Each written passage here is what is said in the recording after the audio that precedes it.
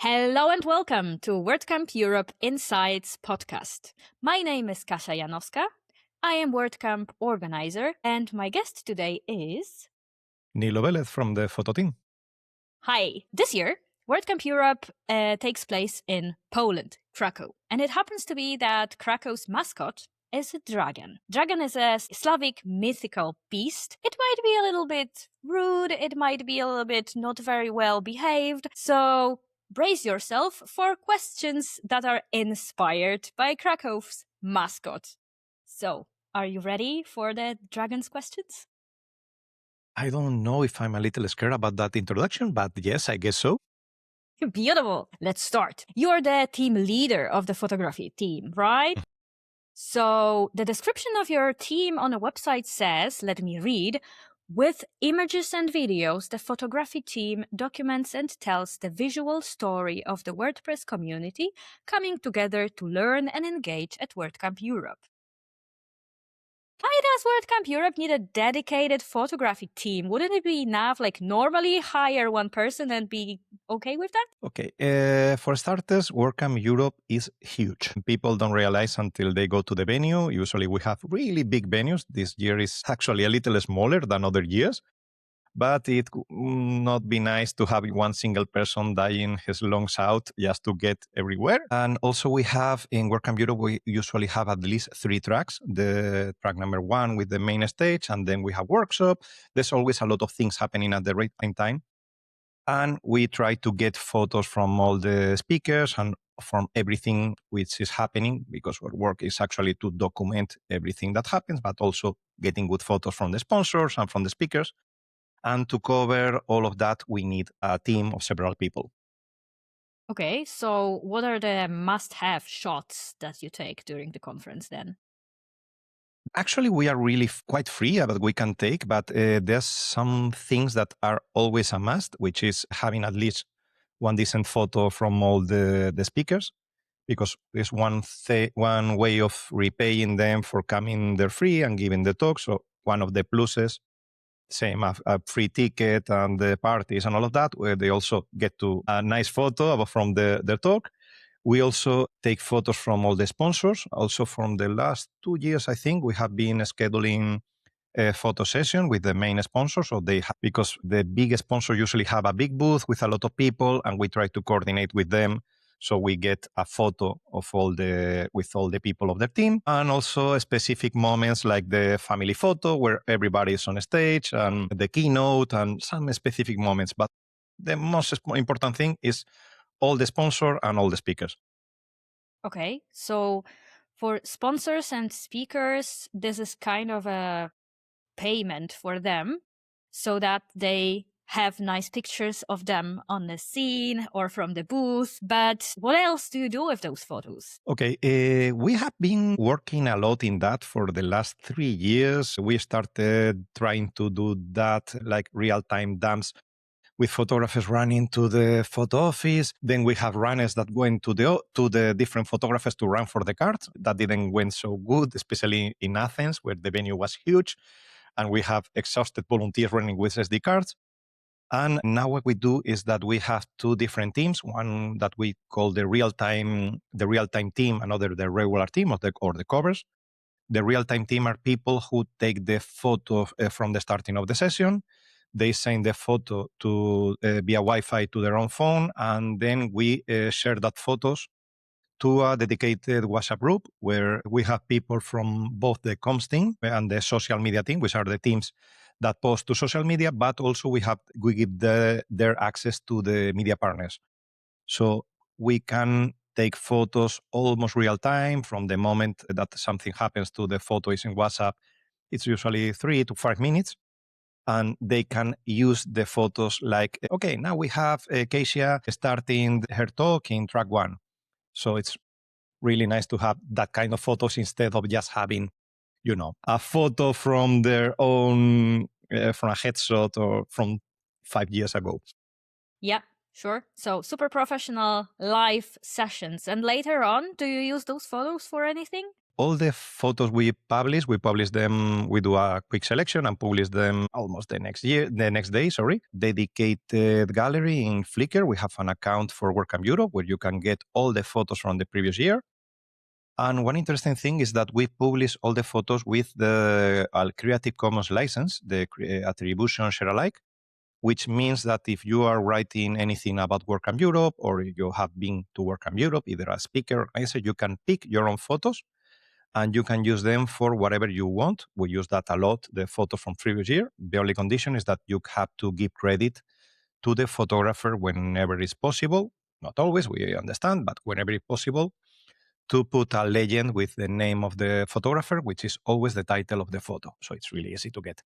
Useful. So there are 7 people in the photography team, and what you're describing sounds like there's a lot of people like running with SD cards, live photographers, later on photographers, media partners photographers, sponsors photographers, and so on. So where do you get all those people from? As with every people working at WordCamp Europe, we are all volunteers. Now, anybody of us get paid, neither the lead organizer, the volunteers, the speaker. This is volunteer work, and so are the photographers. In fact, it's stated in the rules, in the community team guidelines for WordCamps, that photographers, you cannot dedicate budget of the WordCamp to photographers. They have to be volunteers. As I said, every photographer in every WordCamp, they are volunteers that do that. They work for free. Okay. And those are the 7 people that are in the team are the core of the photography team. But later on in the venue, there are much more people running around. Not much, but yes, we have more people. We have the organizers, which are the one coordinating all the work of dumping the photos, selecting, coordinating with other teams, the schedule, the social media, the media partner, the sponsor, that. But also we have volunteer photographers that they had to apply via the WordCamp Europe website, europe.wordcamp. On the top, you have a button with open calls, and there you have the call for photographers. And then you just have to fill in a form and you apply to be a photographer for WordCamp Europe. And right now, at the moment of this recording, the call for photographer is still open. So if you want to join us, it's an amazing experience. Nice. And what's like, who can apply for that? Do you have to be a professional photographer, or like Insta photography with my phone would be enough? What are the requirements? Okay, the 2 things that we value the most is the experience taking photos of events. It's a plus if it's WordCamp because you know what is the timing and how does a WordCamp work. And also the year, because the photographers use their own equipment, their own cameras, their own lenses. And the venues, as I said, are quite the main stage this year in Kraków. I think it holds 2,000 people. So it's like a big opera house and we need big lenses to cover that. So we usually pick people who have experience taking photos from other WordCamps, and also they have good year to take in it. They don't have to be professional photographers. They don't have to be, we ask for them to provide a portfolio, but it doesn't have to be a professional portfolio. Just show us your work taking photos from other events so we know the kind of photos you take. Okay, so when you apply on the website, there is a spot in the form to tell you about the gear and attach your portfolio, or how does it work? Exactly. You have an option to say where are you from, what is your previous experience taking photos, why do you want to join the team, what is the year that you are bringing to Kraków, and also links to your social media profiles, your portfolio, whatever you want us to look at to see how does your work look like. Okay, I get it. So when is the deadline for applying? I'm doing that by head, but I think it was the 29th of March, I think, by the end of the month. So I think it was 29 or 30 of March is the deadline for applying as a photographer. So pretty soon from now when we record. So why would like semi-professional photographer would like to join as a volunteer to photograph this event? This is 3 days of work. So what is there for them? Okay, we get that a lot. Okay, for starters, there's not 3 days of work as usually a photographer work. Because, for example, if you're a wedding photographer and you have a wedding, it's a wedding is like 20 hours of continuous work, just working. And we try to get more people than we need. So people can actually attend the event and go to sessions. So you are roughly working half of the time. And also it's just regular work and timing. So you get in the morning and in the afternoon you are done. We don't cover parties. So it's not so hard. But apart from that, okay, I must say that it's really fun because you get to go to a huge event where are places of the venue where nobody can get. We get to see the cool places behind the scenes. It looks amazing in your portfolio, saying that you have been covering an international event from people from 50 countries. And you learn a lot because the photographers we have, they are people from the community, but most of them are really talented photographers. Sometimes they are scary, talented photographers, like, oh, yes, I have been working 20 years for Europa Press. What?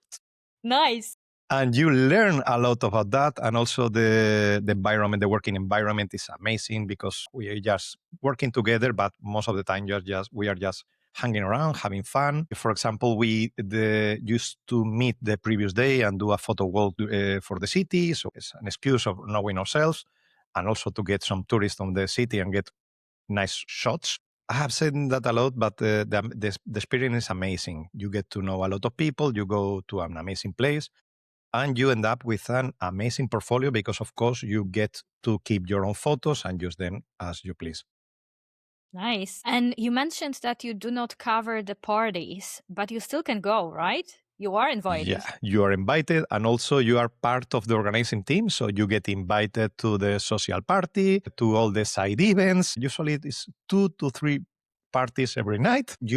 Obviously, you can cover parties, but we don't publish that photos. And as it comes to covering the sessions, can photographers choose which sessions they want to photograph? If, for example, they want to also listen to the speech, or do you point people, oh, you're going there, and that's it? Usually what we do is to organize 3 or 4 different teams, and from that we organize a schedule. But if you want, it's really common to say, hey, can I cover this session because my friend is giving the talk or I'm really interested in that? Usually there's no problem or moving shift from one to another. So yeah, it's the same as with volunteers. Yeah, great. And as it comes to you personally, which part of being the photography team part during the event do you like the most? For me, it's getting behind the scenes because I remember, for example, in WordCamp Europe in Athens, which was three years ago now. Wow. 3 years ago, the main stage was an opera house. And you say, yes, an opera house is huge. No, but you don't get to see how huge it is until you get behind the curtain and you see, my God, this is amazing. And also for me, I'm usually the guy who gets on top of high places to take a family photo for 3,000 people, shouting to them with a rubber duck in my hand. So yes, for me, it's one of the highlights, I have to say, yeah. Nice. So you told me already that usually you organize the walk in the city to know a little bit about each other, and that you divide yourself into 3 groups. Do I remember correctly? See, more 3 or to less? 4 groups, depending on the schedule, but yes. Yeah. And then you divide work like that. But can you tell me a little bit more about how do you manage to coordinate so many people and make the overall albums look like a thing from one event? During the event, you mostly meet these people for the very first time, and you know their work only from one portfolio link, and that's it. You are not like a super nice team that works entire year with each other. Tell me more, because this is fascinating. Yes, this is one of I won't say a secret because we like to share that, and I have taught people from other communities. For example, last year I went to WordCamp Asia and we used almost the same system. The thing that I say about getting the photos via WhatsApp, and we have been testing a lot of different ways of doing that, and everybody gets new ideas. And for example, when people say, hey, you shouldn't do that because every modern camera has FTP connection and you should connect via Wi-Fi. Yes, but we do this way because that way we don't depend on the Wi-Fi from the venue.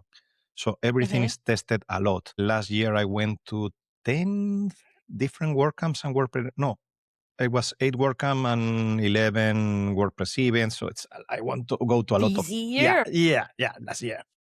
Total was 14 or 15 in total, I think, yes.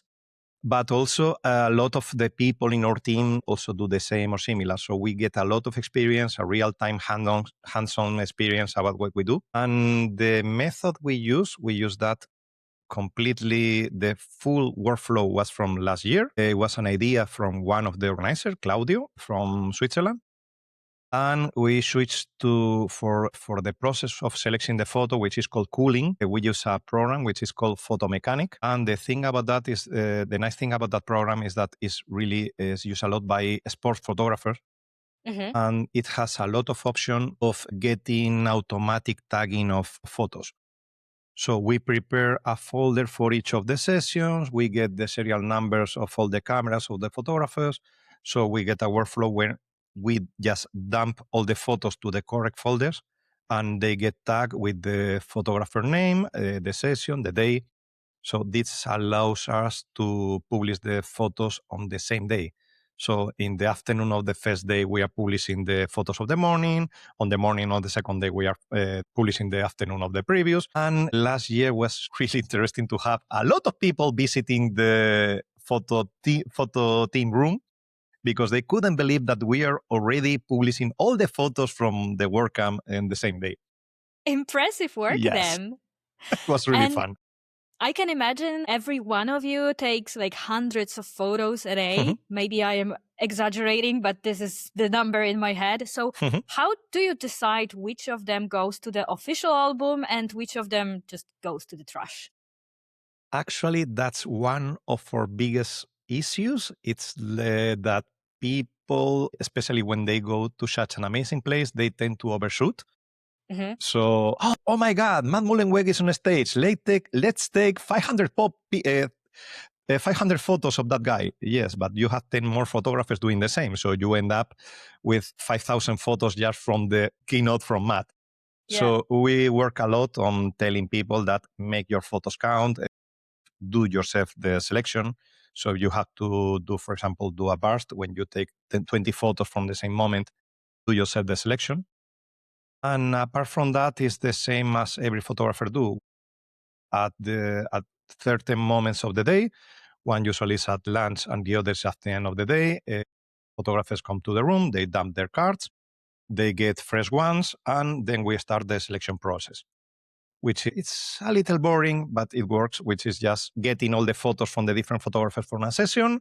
And from that, just flagging as good one, bad one, good one, bad one. And then you upload that photos to Flickr. And one important thing about that is that we usually don't edit photos because we don't have the time. So photographers have to be used to that workflow where you make your photos count. You don't, okay, when I go home, I spend a week editing the photos. No, because we don't have the time about that.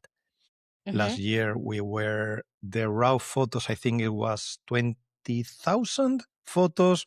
And from that, we ended publishing, I think it was like 5,000. I'm doing that by head. We try every year to get them actually fewer photos and better photos, not to get more photos. Yeah. And would you say that is the most challenging task for the team, or is there anything else that you would also say is very challenging during the conference days? No, there's no. Actually, we try to make it easy. So the biggest challenge is just managing. So managing a lot of people because people are humans. They have problems with the transfer, with the travels, with the hotels, and sometimes you miss people. So that's the way that's one of the reasons we tend to get more people than we need. Every team does the same in WordCamp Europe. That's also the reason that we are 7 organizers, because even if some of us couldn't make finally to Kraków, there will also be more people to cover for us. And we try not to make anybody completely needed. Everybody can be It's a hard word to say, but everybody can be replaced. It's Mhm. not what we like to do because we value everyone, but we tried that if anything happens, the rest of the people can cover. But that's a very nice feeling to not feel super pressured to be there at any cost. And if you cannot be there after all, you're not the worst person in the world. You are replaceable. People have your back. Yeah, and also people get a little stressed. Okay, we're taking the photo. Don't worry, we're not getting paid for this. We're volunteers. We're doing the best we can, but if we don't, okay, we did our best. Yeah. And I can imagine that photographing WordCamp Europe is not your main gig in your life. So what do you do like every day? Is it any WordPressy?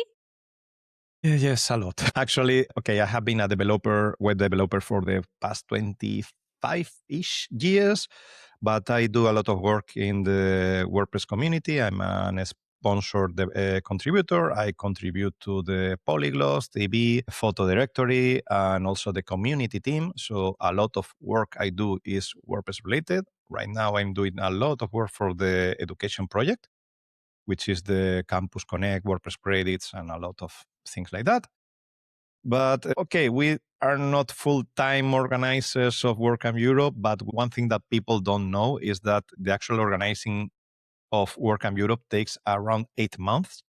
So we start working in September the previous year, and it takes a lot of time to coordinate all of that. So not my full time, but yes, I actually, when you end up one WordCamp Europe, you almost immediately starting working on the next. True story. Been there, done that. And would you say that your everyday work helps you resolve challenges connected to organizing WordCamp Europe? Or for you, like your work life and WordCamp life are separate? Yes, because at the end of the day, WordCamp Europe is a WordCamp. It's a really big WordCamp, but it's the same people, the same community, the same spirit. For example, photographers are used to every type of conference. Sometimes a lot of conference, the speakers are really set apart from the public. They go to a green room. They don't. And in the WordCamp Europe, it's completely the opposite. A lot of the speakers have been organized before, and people from the community. You are expected to speak to people. That kind of knowing that kind of politics of how the community works inside helps a lot. For example, you get photographers when they say, no, but I cannot get on a stage. No, you are supposed to be on a stage.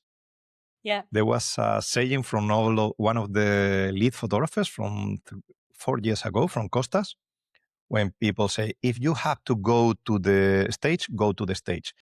Because in that room, there are 2,000 people with phones in their hands. Each of them has a camera, and each of them can take a photo, but you are the only one who are allowed to get into a stage to get the shot. So if you got to get into a stage, go to stage. Very nice policy. And another thing that you can have only on this kind of conference, because when you are photographing like a concert, you cannot go on the stage in most cases. So you can feel like a star. You can go on a stage, you can go to backstage, you can go to the green room, you can go to the kitchen, you can go to whatever you want. Beautiful experience. Don't be scared. Apply as a photographer because the experience is amazing. And yeah, it's really, really fun. And you get to be part of the WordCamp Europe team, which is amazing. It's an amazing experience. Thank you. Thank you so much for being the guest of our WordCamp Europe Insights podcast. And thank you for answering all the weird and maybe a little bit uncouth questions. Thank you very much for having me here, and see you in June in Krakow. Yeah. And as it comes to you, the listener or watcher, depending on which platform you use, thank you for listening. And remember to comment, share, subscribe, and anything that you do with all this influencer stuff. Please, it will help us a lot as it comes to making people know about WordCamp Europe. And most of all, please share this episode or an apply form with at least one person who you think would be suitable for WordCamp Europe photographer. And of course, remember to buy your ticket and come to WordCamp in Krakow. See ya!